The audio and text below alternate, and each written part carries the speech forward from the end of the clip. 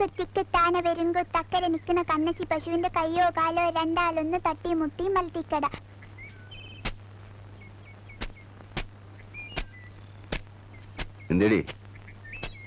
ഏയ് ഒന്നുമില്ല. എനിക്കൊരു കാര്യം പറയാനുണ്ട്. പറഞ്ഞോളൂ.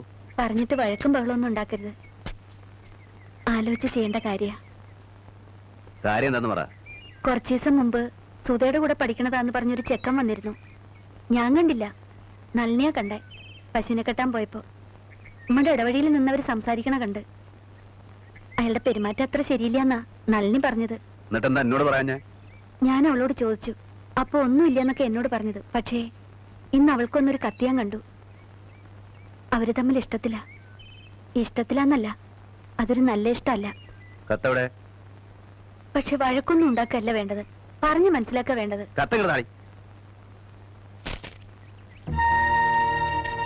ഡാർലിംഗ്, അന്ന് ഞാനിവിടെ വന്നപ്പോൾ എന്നോട് ശരിക്കും സംസാരിക്കാൻ പോലും കഴിഞ്ഞില്ല. അപ്പോഴാണല്ലോ കസിൻ വന്നത്. കസിൻ കുഴപ്പമൊന്നും ഉണ്ടാക്കിയില്ലല്ലോ അല്ലേ? ഞാൻ വരുമ്പോഴൊക്കെ ചേട്ടന്റെ കുട്ടികളെയും കുട്ടികളെ വരവ് നിർത്തണം. ആൺകുട്ടി കുഴപ്പമില്ല, പെൺകുട്ടിയെ പേടിക്കണം. അവൾ കുഴപ്പമുണ്ടാക്കും. ഏതായാലും ഇനി പ്രശ്നമില്ല.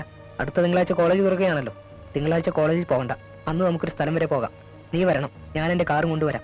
കാലത്ത് 9 മണിക്ക് അരോമ തിയേറ്ററിന്റെ മുന്നിൽ കാറുമായി ഞാൻ കാത്തു നിൽക്കാം. വൈകുന്നേരം 4 മണിക്ക് മുമ്പ് തിരിച്ചെത്താം. ഇക്കാര്യം മറ്റാരോടും പറയരുത്. വിനോദ്. ബഹളം ഉണ്ടാക്കരുത്.